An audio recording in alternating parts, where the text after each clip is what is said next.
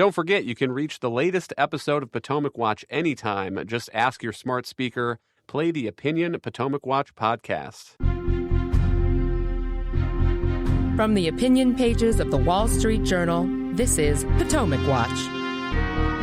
Welcome back. It has now been a couple months since the House expelled the fabulous Congressman George Santos, and now New Yorkers today are going to the polls to decide who will replace him. And we have with us here today Faith Bottom, who recently did a deep dive on this race for the Journal. If you want to go read her piece, it is under the headline, "Can Republicans Hold George Santos's House Seat?" But to start with, Faith, why don't you give us a sense of who these two candidates are and what the issues are that they're raising? You have the Democratic candidate, Tom Suozzi. He's a known quantity in New York. He was born in Great Neck. He then became mayor of Great Neck. He was elected to the House in 2016 and then reelected 2 more times. So people have a very good sense of this candidate. He's been around in politics a long time. He tried to run for governor. And then on the Republican side, you have Mazi Pilip, who is a little bit of a mystery. She was born in Ethiopia.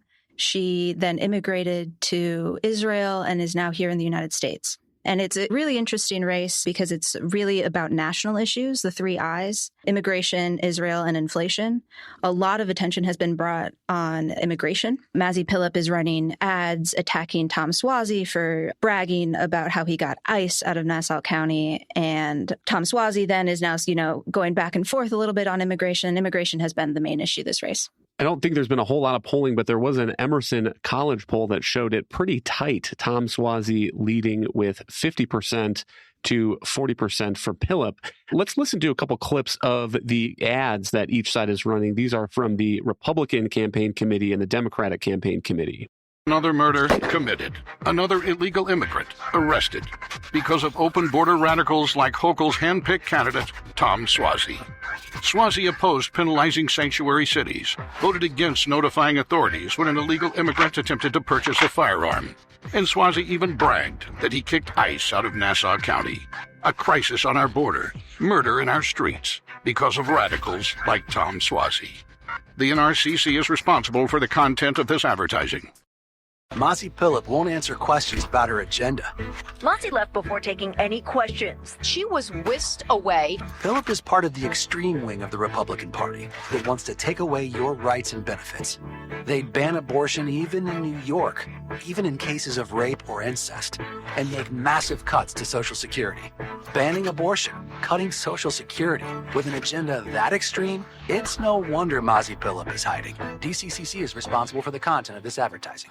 Kim, it can be hazardous sometimes to look at these special elections as bellwethers for what's going to happen in November. But it does seem to me like you see some of these themes that the parties are testing out, and particularly as Faith describes on immigration, which Republicans, I think, are expecting and hoping to rely on when they make the case against Joe Biden and the case for Republican House and Senate. When it finally became clear that George Santos was kaput, I just assumed that this seat would go to Democrats, in part because if you go back and you look at the math and the history of special elections, usually when somebody leaves office because of a scandal, there's an enormous built-in advantage to the other party.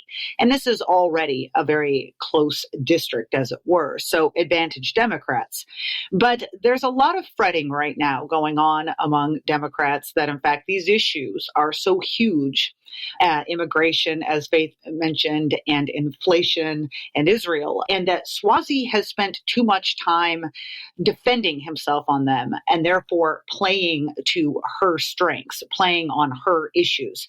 People were noting that it was only in the last couple of days when he tried to start connecting her to the George Santos scandal and actually called her George Santos 2.0, but that was pretty late in the race. Now, there are a few things that are also counting against Republicans. They still have that time Warren issue that because of a lot of fear over elections, they depend a lot on turnout. There is obviously a snowstorm, an issue going on in New York today that could hurt her. The other issue is, as Faith was mentioning, sometimes when people are less known and they claim an outsider status, it can help them.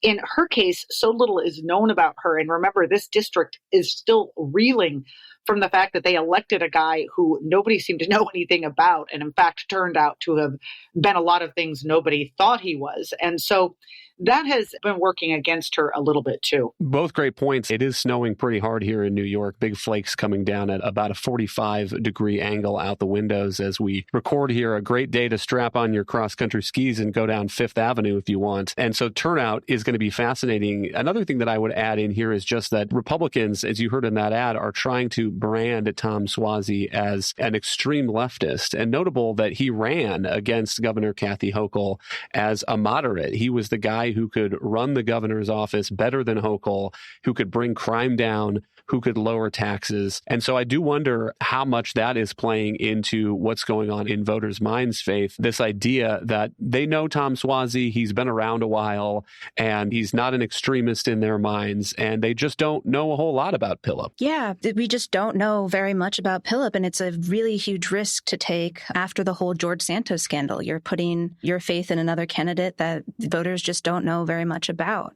The idea of painting both candidates as extremes is a little bit harder to say for Tom Suozzi simply because he's been around for so long. But for Mazi Pilip, she's a wild card. We don't know. Kim, what do you make of this idea that turnout is going to play hugely into the outcome here? It is fascinating to think about how these special elections could play out in normal times when you're expecting everyone to go out to the polls that normally comes out. But it seems like the two candidates here in this really big snowstorm are facing a challenge in getting out the voters. And so some of that may depend on who is better organized. And again, I tend to think that Tom Suozzi as a political professional is a guy who is maybe cut out for campaigning and getting the vote out in a snowstorm better than the newcomer. Not only has he had experience there, but obviously the Democratic National Committee, all the groups and outside organizations that are helping on the Democratic side are known and have become extremely good just in the past few years at banking votes ahead of time. And again, the Republicans continue to suffer from this problem of